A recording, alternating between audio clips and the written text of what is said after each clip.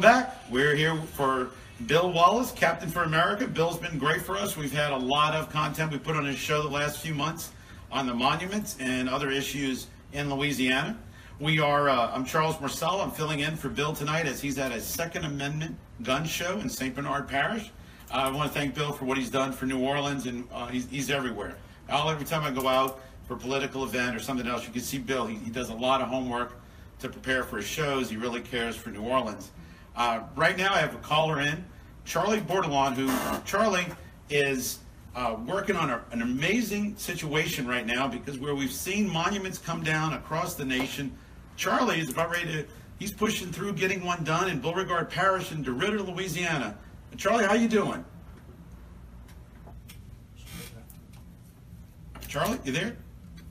I'm here, Charlie. All right, we had the volume a little bit low. All right. So how's it going with the project? Next Tuesday, a week from today, the police jury is going to have a committee meeting to decide whether or not to put it to a public vote as to whether or not to commission a new Beauregard statue. Wonderful. What do you think? How do you think that's going to go at the police jury vote? In previous police jury votes, it's gone 9-1 in favor of a statue of some type, whether it was acquiring the statue from City Park in New Orleans or commissioning a new statue. So this is a little different, though.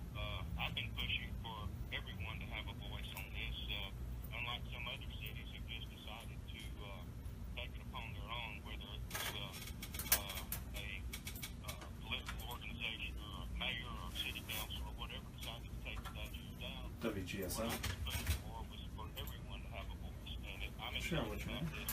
It's going to give, if the police jury goes forward with this, it's going to give everyone an opportunity to have their vote and have their voice heard. Charlie, let me give a little background to our audience here.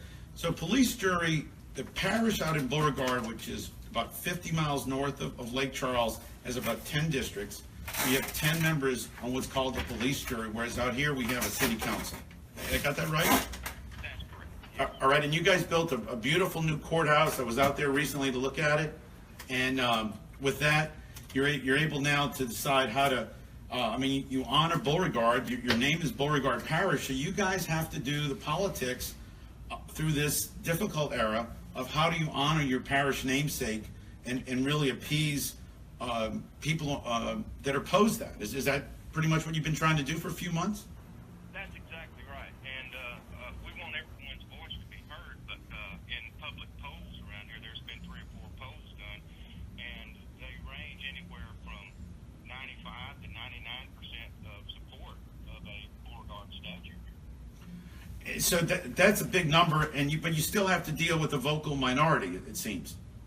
That's exactly right, and they are the most vocal of the group. So, and the mainstream media wants to report it as such. There's discourse and there's disagreement and that kind of stuff. When in fact, an overwhelming majority of the people do support this, and it may or may not be Beauregard in a Confederate uniform. He was a U.S. soldier for 23 years. He was a Confederate soldier for only 4 years. So those things will need to be decided by the police jury as to what the statue will look like, and it'll be put to a vote of the people, hopefully, and that'll be decided next Tuesday. So they'll decide Tuesday. So that'll be on the March ballot. Is that about the time frame? I think that would be the time frame. Nothing carved in stone on that, but that's what I would anticipate would be in a March ballot. Yes. All right. So Charlie, we're here to note to turn up your volume a little bit. I'm seeing a little note here. We're going to increase your volume a little bit there. And it's amazing now with Facebook Live. I want to thank Scott for sending us that message to turn up the volume. So Charlie, with this, you said earlier you sent a note to Mayor Landry that you were interested in the Beauregard monument that's in storage out here. Did you ever hear back from him? I sent, when all this first started a couple of years ago, and I don't remember the exact date, but I sent an email letter, a nice formal letter to each one of the New Orleans City Council members and the mayor's office, and basically what I got back was, thanks, we'll consider it. And that's all I got. You know, I'm an organizer, I'm a planner, had the logistics worked out of all the trucking, the riggers, and cement finishers and electricians to put lighting up, and I had all of that worked out to where it would not have been any cost to the city of New Orleans. Now, don't get me wrong. First of all, we wanted to leave the statue where it was. That's where it belonged. New Orleans is Beauregard's city, you know. Absolutely. The city, and the city belongs to him, you know. So he would rather be there, you know, if he had to say so, and he would rather be there than here in Beauregard Parish. So we were not trying to just take the statue from New Orleans, but if it was going to be discarded and put in the trash, then It seems like it has. one man's trash is another man's trash. Yeah. You know?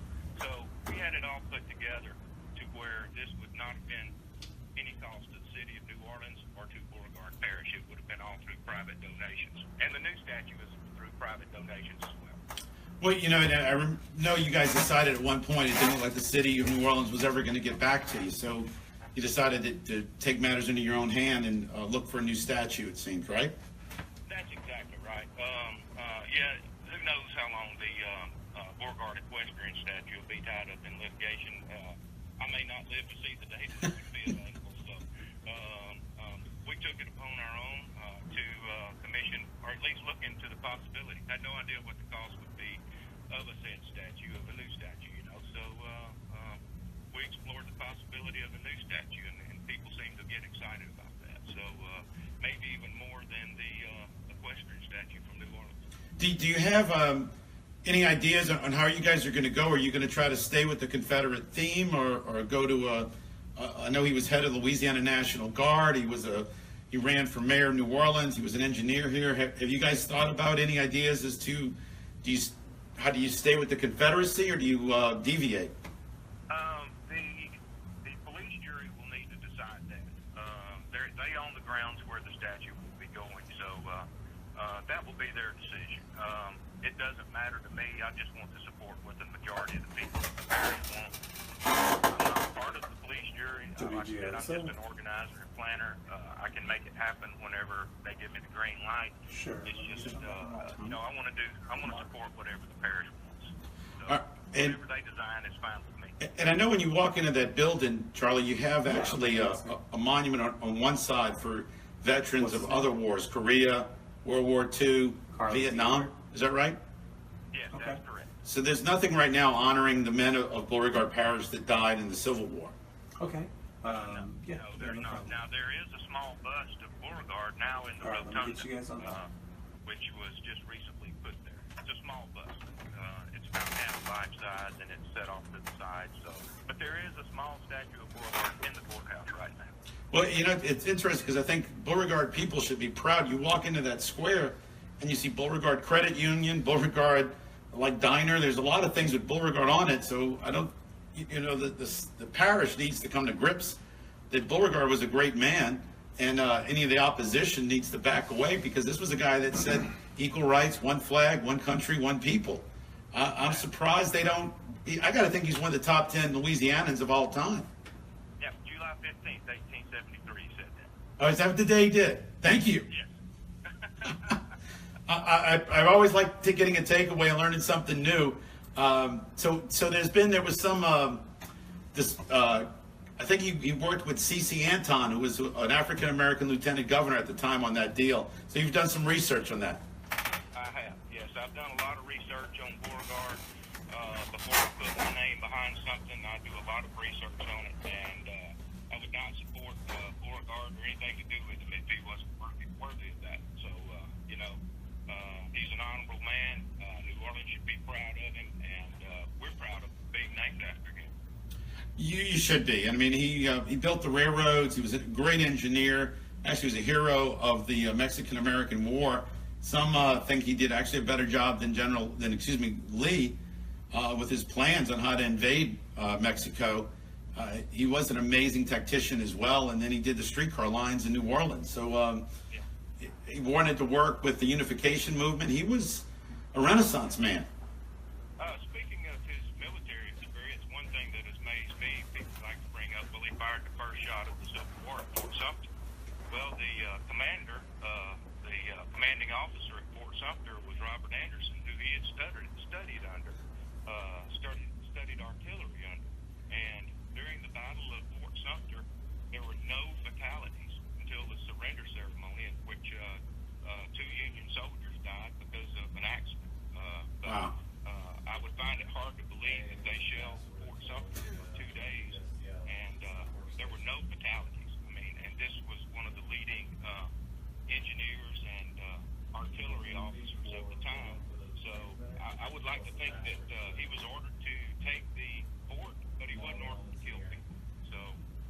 interesting that there were 0 fatalities. You know, Charlie, For one horse. I'm glad you said that because I've often wondered about that as well. And as I've been reading about that, actually, I found out that he was sending brandy and cigars to the commander of that fort, thinking that everything was going to be resolved and Lincoln was going to tell him to come home. And then Lincoln decided to resupply the building. And I guess that's when the shots started. But I think they were very good friends. So maybe it was very hard to try to shoot at your friend.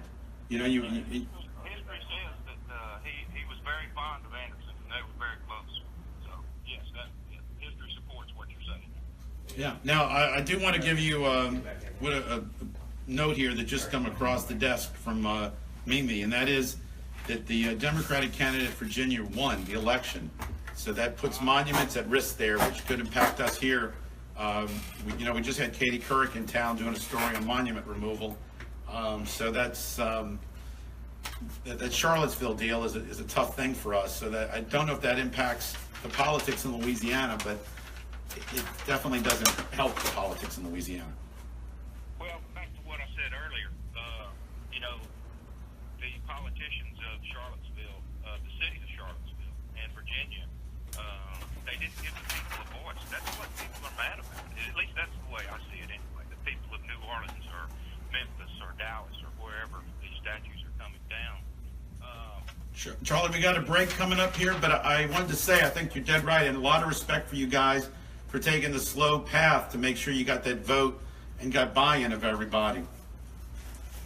All right, thank you, Charles. Thanks for calling in. We're going to be right back after the break with Mark Preuss, who is a tour